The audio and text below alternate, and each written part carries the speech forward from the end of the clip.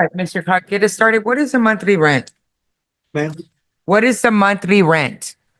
Oh, the $3,150, What is the total amount that you're seeking in back rent? $12,600. And what months does this represent? November of 2024, December of 2024, January of 2025, February of 2025. Is this a commercial residence? Yes, it's a commercial property, Your Honor. All right, Mr. Echoes, what's going on? First of all, do you agree that your base monthly rent for this property is $3,150? No, ma'am.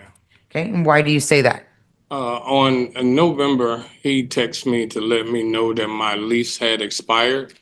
So we had conversated back in August, and I told him that I'm probably gonna have to move, or could you lease me half of the property? Could you break the property up?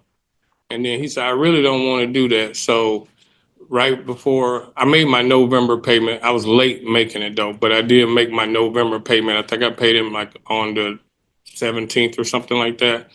Do you have your receipt for Which your November he payment? he has it. Okay, well, he's claiming you didn't pay November, so do you have your receipt for I November? don't. And without a receipt, I can't. Okay. So going forward, he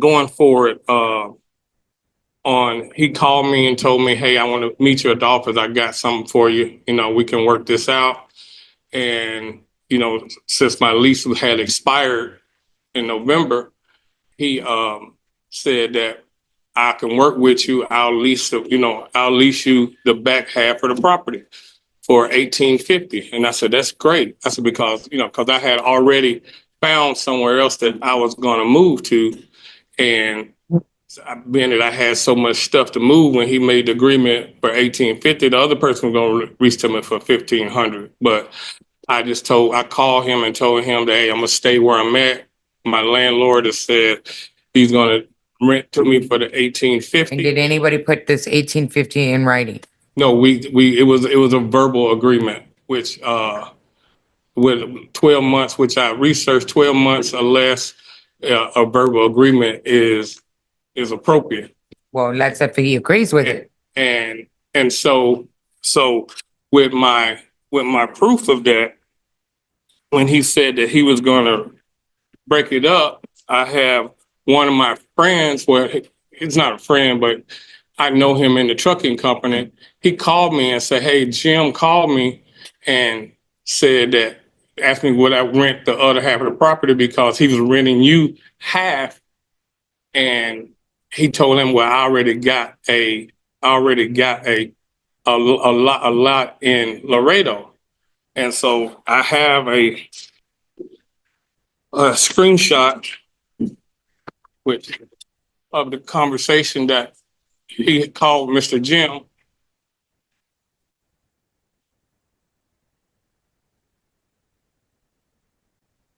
Mr. Clark, did you agree to rent to him $1,850 a month? No, ma'am.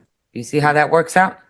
Right. But so this doesn't tell me anything, sir. Just tells me that the property could be divided because it wasn't able to be afforded. This Right. doesn't say nothing about $1,850. It doesn't say anything about anything. okay, well, just ask him. I mean, remember we're on the oath. Ask him, did he agree to split the property up that let me rent the rear half of the property? Because I moved out of the property a part that I told him I was going to move out the front. I moved out the front. I told him to come pick up. I got screenshots of that on my phone that he was coming to pick the rent up on December the 5th. He came, and when I gave him the $1,850, he said that, no, you owe me $3,100. I said, well, you told me $1,850. He said, well, I changed my mind. I need money because I have to pay my taxes. So you right there, you just said it was $1,850, but then back in December, he done changed his mind. So it's not $1,850. You just admitted that he just said, no, I changed my mind. It's not $1,850. He wants the $3,150 starting in November and December. And I told him, I said, Mr. Clark, you can't change your mind. I said, they call that's what they call a promissory estoppel. We made an agreement. We made an agreement, and I'm giving you the 1850. This is what you told me. He said, yeah, I know, but I changed my mind. Because he couldn't get that guy to rent it. He couldn't get that guy to do the half part of it. And then he said he needed money to pay his taxes because he was backlogged on his taxes. Well, unfortunately, Mr. Echols, without something in writing, it's at 3150. So I got a notice to vacate. So I told everybody that, you know, you got to move out, you know, because I was renting parking spots to other drivers. I was renting parking spots to them. So on the thing, it said me, myself, and all others to move out. So I told all of those people that, you know, they need to move. I started moving myself. I moved all, you know, I had already moved out of the main building where I told him, well, we had agreed that I was going to move out of. I had already moved out of that. Okay. So, Mr. Echols, is there anything you can do or offer them to become current? Ma'am? Is there anything you can offer him to become current? I mean, I don't know. I mean, so this is where the twist came in. So I got hurt. I mean, I got hurt as I was moving my stuff. I hurt my back. But I still told everybody else they had to move. So if everybody else had to move, I would have talked to him and said, hey, I've hurt myself. I can't finish moving. I need a little more time to get my stuff moved. But he told them to don't pay him. I'm evicting him. Don't pay him, but you can go ahead and stay there until I tell you to move. So to me, he was telling them to stay there to move. So those people still haven't moved yet because he told them they didn't have to move. You know, but he on the thing it said that I had to get everybody to move. That was part of my thing. And I have screenshots of those things where I asked them to move their stuff. Okay, that's between Mr. Clark and y'all. As far as Mr. Clark, what's going on with them not moving? Your Honor, I really don't know what he's talking about. He's collecting $100 a month ever since November for every driver there. They're paying him. I don't even go over there because I'm trying to get my property back. I don't have anything to say to anybody. There's about 15 truck drivers there. Each individual truck driver pays him $100 a month, and they're doing it to this day. They're paying him money. Okay, that's besides the point. So, Mr. Echols, how quickly can you move out? Ma'am? How quickly can you move out? I probably, because I'm under doctor's care, I think I showed you a letter last week. I can't move anything right now. But I can try to be out by the end of the month with all of my stuff. If I evict you, you've got 5 days. Right. I don't have anybody. It's just me and my son. I don't have any relatives here or nothing So like you're that. asking for to the end of the month to Yes, move out. ma'am. Are you going to pay him anything? Ma'am? Are you paying him anything? I mean, if he's asking me, I actually, because of the agreement that we made, and he went back on the agreement. I mean, I thought we had an agreement. I was firm because, like I said, that's why I said it was a promissory estoppel, because I had a place that I could have moved. And when he came to me with the agreement that said that I could move, you know, that I could go ahead and stay there and pay him the $18.50 a month. Fortunately, I don't have any proof of that.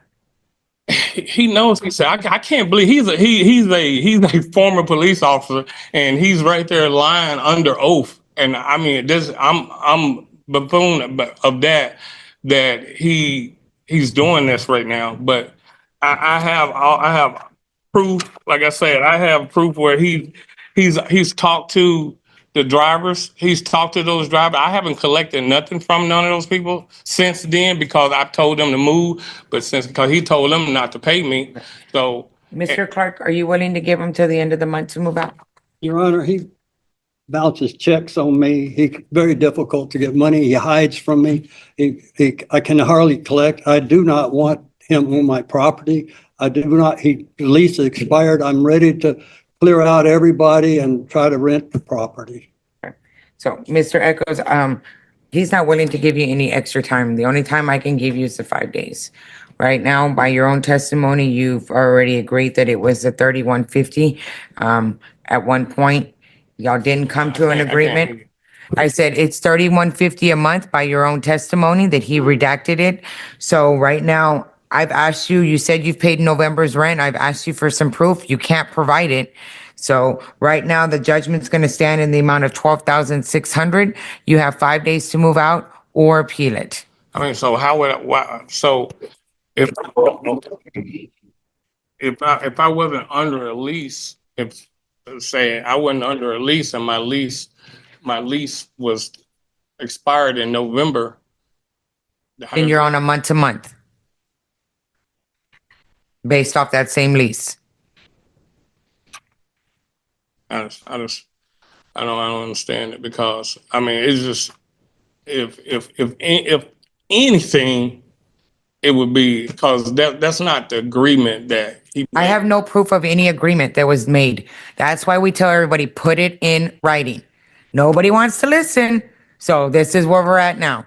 I have no proof that it went down to 1850. By your own admission, he said, nope, I didn't want to do this deal anymore in December. You even admitted that just now. No, I mean, I said that, but what I'm saying is when it's me, my word is my word. We made an agreement, and it is in the state of Texas, a verbal agreement. If you can prove it. A verbal agreement is legit. I didn't say it wasn't. If you Right. can prove it, it's not being proven And I right now. just, that's what I'm saying. He's lying about it, and That's your opinion. I can't. no, it's not about opinion. It's a fact. It's a truth, Your Honor. Okay. I mean, it's the truth, and I raised my right hand to tell the truth, and I'm telling the truth. I'm not lying to you, not one second here. I'm telling you the honest to God truth.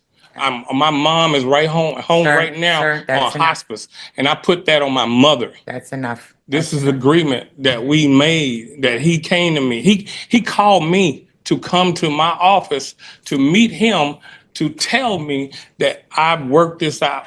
I'm gonna do this for you. This is what I said. Can we do 1750? He said, no, if I'm gonna do it, it's gonna be 1850. That was his exact words. Mr. Clark? He's a liar. Through it's lying as I never have seen a man lie so much in my life. All right, judgment's been rendered. Everybody's got 5 days to move out or appeal it. Thank you. How do I appeal? If you want to appeal it, you can go up to the front. The clerks can give you some procedural questions. If you need some legal advice, flip around, and legal aids out there as well. Okay. All right, y'all are free to go. Thank you. You've got 5 days to move out. If he or appeal. appeals, well, how will I be notified, Your Honor? Y'all both be notified through county court. County court will mail y'all something, and then they'll ask y'all to pay the court costs, and it'll be up to whoever pays the court costs. Thank you, Your Honor. You're welcome.